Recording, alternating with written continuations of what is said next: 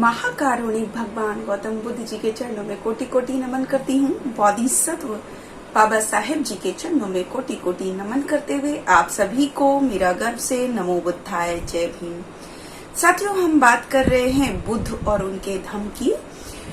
जैसा कि हम सब जानते हैं कि हमारा तीसरा खंड चल रहा है बुद्ध की शिक्षाएं, और उसमें भी हमारा चौथा भाग की हम बात कर रहे हैं कि धम्म क्या है। इससे पहले हमने देखा था कि धम्म क्या है, अब हम देख रहे हैं कि धम्म क्या है, और इसके 7वें अध्याय की आज हम बात करेंगे, जिसका टाइटल है कि धम्म की पुस्तकों का अध्ययन मात्र ही धम्म नहीं है। तो मैं आपको बताना चाहूंगी कि उस समय ब्राह्मण जो है विद्या पर बहुत जोर देते थे। उनका पूरा जोर जो है शिक्षा पर था, और वो ये शिक्षा देते थे कि विद्या ही आरंभ है और विद्या ही इति है, विद्या के अलावा और कुछ भी नहीं है। और विद्या भी उनके समय में ब्राह्मणों ने सिर्फ अपने आप को ये अधिकार दिया था कि विद्या सिर्फ ब्राह्मण ही ग्रहण कर सकता है, और सभी को उन्होंने विद्या ग्रहण करने से दूर रखा था।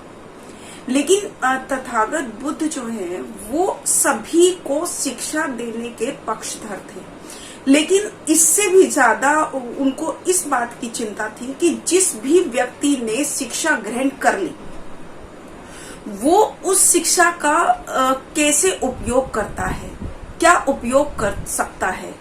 क्योंकि इसके परिणाम स्वरूप तथागत बुद्ध ये भी उनके मन में ये भी चलता था कि शिक्षा तो अनिवार्य है ही, लेकिन उसके साथ साथ सदाचार या शील का होना भी बहुत जरूरी है। जब तक शील नहीं होंगे, जब तक सदाचार नहीं होंगे, तब तक उस शिक्षा का भी कोई लाभ नहीं है, ऐसा तथागत बुद्ध मानते थे। तथागत बुद्ध ने कहा कि शिक्षा सभी को लेनी चाहिए, सभी के लिए पक्षधर थे, लेकिन उससे भी ज्यादा उस शिक्षा का महत्व समझकर उसको उपयोग में लाना और उसको दूसरे लोगों तक पहुंचाना, ये सबसे ज्यादा जरूरी तथागत बुद्ध मानते थे।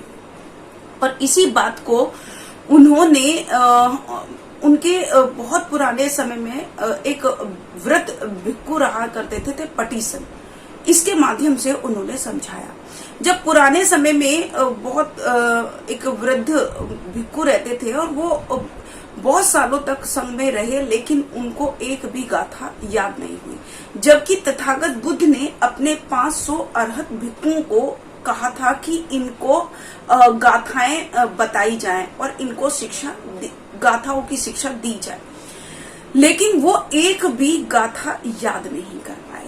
अब जब वो एक भी गाथा याद नहीं कर पाए, उनको 3 साल हो गए सभी लोगों को शिक्षा देते हुए, गाथा गाते हुए, लेकिन वो एक भी गाथा याद नहीं कर पाए। वो मंद बुद्धि के थे।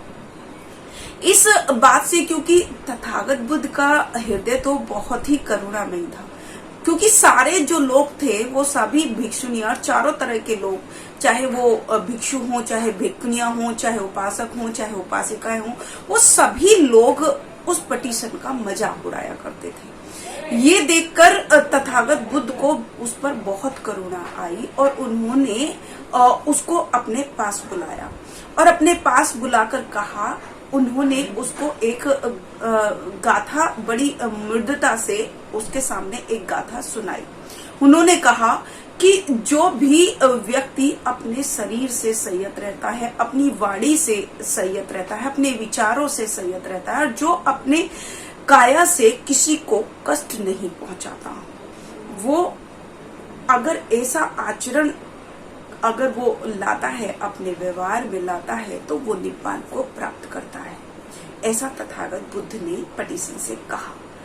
तो पटीसन के मन में बहुत ही करुणा, क्योंकि उनकी करुणा को देखकर उसका हृदय जो है मुक्त हो गया, और उसने उस गाथा को याद कर लिया, यानी कि उस गाथा को उसने तथागत बुद्ध के सामने दोहराया। अब तथागत बुद्ध जो है उनसे बड़े प्रभावित भी हुए, और उन्होंने कहा कि तुम एक गाथा को दोहरा सकते हो, लेकिन जो तुमने अभी गाथा सीखी है उस गाथा को सभी लोग जानते हैं, तो वो अभी भी तुम्हारा इस बात के लिए मजाक उड़ा सकते हैं या उड़ाएंगे। तो तथागत बुद्ध ने कहा कि अब मैं तुम्हें इस गाथा का अर्थ समझाता हूं।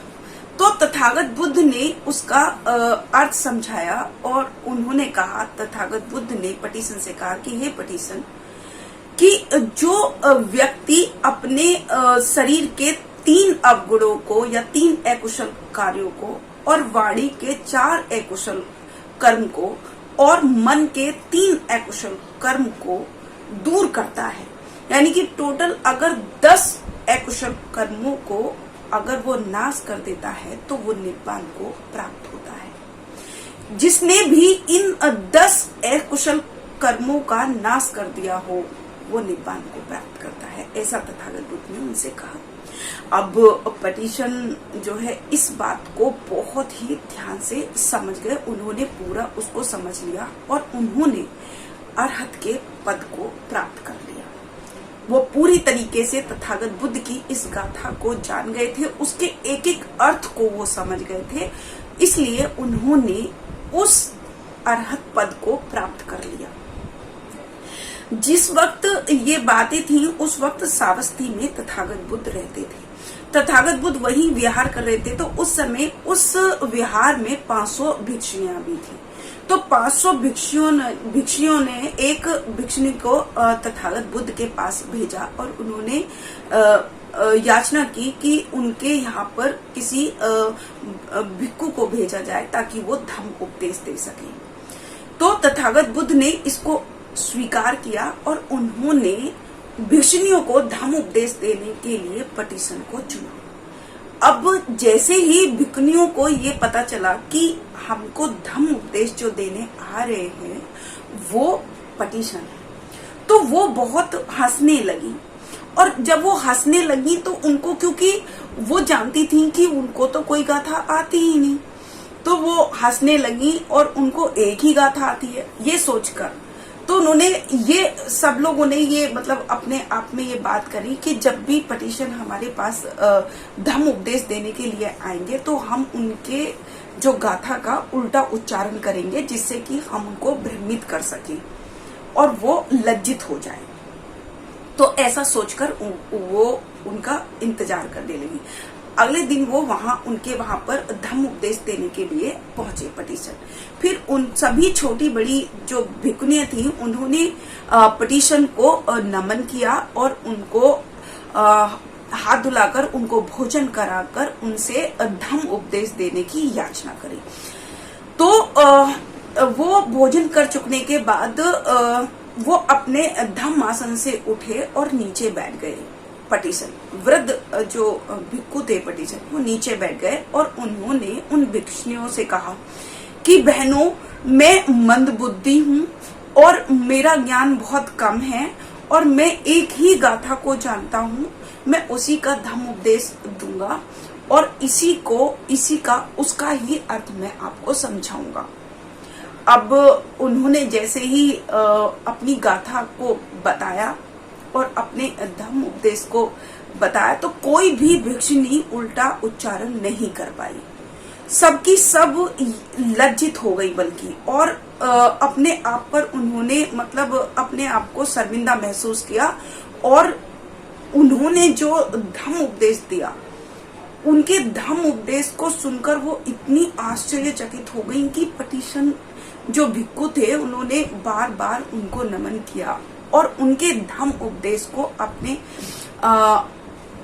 समागम कर लिया अपने अंदर और वो अरहत को प्राप्त हो गई। ऐसा उन्होंने धम्म उपदेश दिया।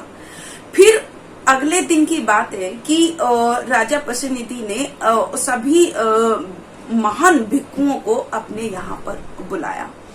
तो जब उन्होंने अपने यहाँ आने का निमंत्रण दिया तो बुद्ध ने स्वीकार कर लिया और तथागत बुद्ध अपने महान भिक्षु संघ के साथ वहां पर जाने के लिए उन्होंने निमंत्रण स्वीकार किया।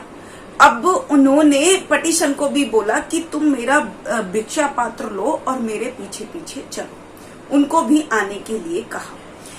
वो वहां पहुंचे। जब वो राजा पशुनिधि के द्वार पर पहुंचे तो वहां पर उनके जो द्वारपाल थे उन्होंने वृद्ध जो पटिशन भिक्खु थे उनको पहचान लिया और उनको रोक लिया। उन्होंने कहा कि ये जो सभा है, हमको पता है कि तुम्हें एक ही गाथा आती है, और ये जो सभा है ये महान भिक्षुओं की है, तुम्हारे लिए नहीं है, तुम इतने विशेष नहीं हो, तुम इतने महान नहीं हो, ऐसा उनसे कहा। तो उनकी द्वारपाल की बात को सुनकर वो क्योंकि उन्होंने कहा कि पहले महान भिक्षुओं को अंदर जाने दो, उसके बाद तुम जाना, क्योंकि वो तथागत बुद्ध के पीछे पीछे चल रहे थे। तो भिक्षु पिटीशन वहीं द्वार के बाहर ही बैठ गए और सभी भिक्षुओं को अंदर जाने दिया, और सभी भिक्षु अंदर चले गए। तथागत बुद्ध ने अपने हाथों को धोआ और अपने आसन को ग्रहण किया। उसके बाद जब सभी लोगों ने वहां पर आसन ग्रहण कर लिया, तब वो वहां पहुंचे जहां पर वो सभी उस कक्ष में पहुंचे जहां पर वो विराजमान थे। तो तब वो भिक्षा पात्र को लेकर वहां पहुंचे। तो जितने भी वहां के मंत्री थे, जितने भी वहां पर बैठे थे, राजा बैठे थे, प्रतिनिधि और भी उनके मंत्रीगण बैठे थे, तो उन्होंने पूछा कि ये कौन है। तब तथागत बुद्ध ने उनसे कहा कि ये पटीशन है, ये पटीशन है। तो उन्होंने कहा कि ये पटीशन, इनको तो ज्यादा कोई गाथा नहीं आती। तो उन्होंने कहा कि फिर राजा प्रतिनिधि ने पूछा कि इनको तो सिर्फ एक ही गाथा आती है, फिर इन्होंने अरहत जैसे इतने बौद्धित्व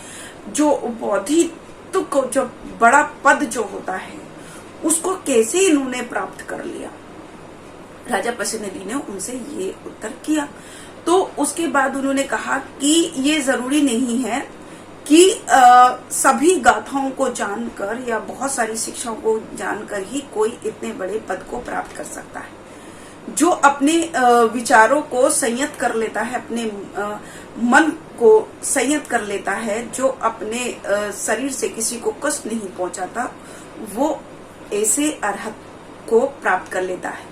लेकिन तुम्हारे जो द्वारपाल थे, उन्होंने इनको रोक के रखा। मैंने ही इनको बुलाया है, मैंने ही इनसे अपने भिक्षा पात्र को लेकर इनको यहाँ पर आने को बोला था, तथागत बुद्ध ने कहा। तो राजा समझ नहीं पा रहा था कि ऐसा कैसे, मतलब कोई अरहत को प्राप्त कर सकता है। तब तथागत बुद्ध ने उनसे बताया कि जो भी ये तब तथागत बुद्ध ने उन सभी जितने भी वहां पर मंत्रीगण थे और जितने भी वहां पर भिक्षु थे, क्योंकि 200 भिक्षु वहां पर थे, उन सभी के सामने तथागत बुद्ध ने कहा कि अगर बहुत सारा ज्ञान भी सब लोगों के अंदर है, मतलब बहुत सारा ज्ञान भी उन्होंने प्राप्त कर लिया और उसको अपने आचरण में नहीं उतारा, तो उस ज्ञान का कोई प्रयोजन नहीं, उस शिक्षा का कोई प्रयोजन नहीं। और यदि एक ही गाथा या एक ही विचार या एक ही विद्या को या शिक्षा को अगर प्राप्त कर लिया और हमने अपने पूरे शरीर को या पूरे अपने आचरण को, हमने अगर अपने अंदर शील पैदा कर लिया, अगर हमारे अंदर वो आचरण पैदा हो गया, तो हम उन सभी जितने और बहुत जो ज्यादा ज्ञान प्राप्त कर लेते हैं और वो भी अपने ज्ञान को सिर्फ अपने तक सीमित रखते हैं और किसी को उस ज्ञान का लाभ नहीं देते, उसका भी कोई फायदा नहीं। या उस ज्ञान के अकॉर्डिंग जो बहुत सारा ज्ञान ले लिया लेकिन उनको एक शब्द का अर्थ नहीं पता या उन्होंने उस ज्ञान को अपने आचरण में नहीं ढाला, तो उस ज्ञान का कोई भी लाभ नहीं है। और अगर एक इतना सा भी हमने ज्ञान प्राप्त किया है लेकिन हमने उसके अर्थ को समझ लिया और हमने उसको अपने जीवन में उतार लिया, अपने आचरण में अगर हमने उसको उतार लिया, तो वो उस सभी ज्ञान से ज्यादा उसका लाभ होगा। तथागत बुद्ध ने यही राजा प्रतिनिधि को और अपने भिक्षुओं को और जितने भी वहां पर सभी मंत्रीगण जो बैठे थे उन सबको यही बताया कि खाली धम्म की पुस्तकों को पढ़ लेने से, उनका अध्ययन कर लेने से कोई लाभ नहीं होगा जब तक कि उन बातों के अकॉर्डिंग, उस शिक्षा के अकॉर्डिंग हमने अपने आचरण को नहीं बनाया, हमने अपने अंदर वो शील नहीं लेकर आए या हमने उनके उस शिक्षा के अकॉर्डिंग अपना कर्म नहीं किए, जिन्होंने अपने वाणी के, अपने शरीर के, अपने विचारों के दोषों को दूर नहीं किया और उसी शिक्षा के अकॉर्डिंग अगर हमने अपने आचरण को नहीं समझा तो उस शिक्षा का कोई लाभ नहीं। ये तथागत बुद्ध ने उनको समझाया। इसीलिए उन्होंने कहा कि भले ही इस भिक्खु पटिशन को एक गाथा आती है, लेकिन इसने अपने मन को संयत कर लिया है, इसने अपने विचारों को संयत कर लिया है और इसने अपने काया से किसी को भी कष्ट नहीं पहुंचाया। ये अपने आचरण को इसने स्वतः ही प्राप्त कर लिया, उसके अंदर पूरे शील को उसने प्राप्त कर लिया है, इसलिए ही ये इतने ऊंचे पद पर पहुंच गया है। भले ही इसको एक गाथा याद है, लेकिन इसने अपने अंदर उसको उतार लिया है, उसके अकॉर्डिंग इसने अपने आप को संयत कर लिया है, तो इसलिए इसने इतने बड़े पद को प्राप्त कर लिया। इसीलिए तथागत बुद्ध ने ये कहा कि धम्म की किताबों को पढ़ लेने से कोई धार्मिक नहीं हो जाता, कोई विद्वान नहीं हो जाता, और जब तक कि वो उन चीजों को अपने जीवन में ना उतारे, जब तक कि शिक्षा के साथ साथ उसके अंदर शील ना हो, सदाचार ना हो, तब तक उस शिक्षा का कोई लाभ नहीं है। इसीलिए तथागत बुद्ध ने ये कहा कि धम्म की किताबों को पढ़ने मात्र से ही धम्म नहीं हो जाता। इसीलिए आज का जो हमारा चैप्टर है वो यही समाप्त होता है और अगले चैप्टर के साथ मैं आपके सामने उपस्थित होंगी। तब तक के लिए मैं शकुन बौद्ध अपनी वाणी को विराम देती हूँ। आप सभी को मेरा गर्व से। अगर आपने अभी तक हमारा चैनल सब्सक्राइब नहीं किया है तो सब्सक्राइब करें और घंटी का बटन बिल्कुल भी दबाना ना भूलें, ताकि सभी लेटेस्ट खबरें पहुंच सकें आप पे सबसे पहले।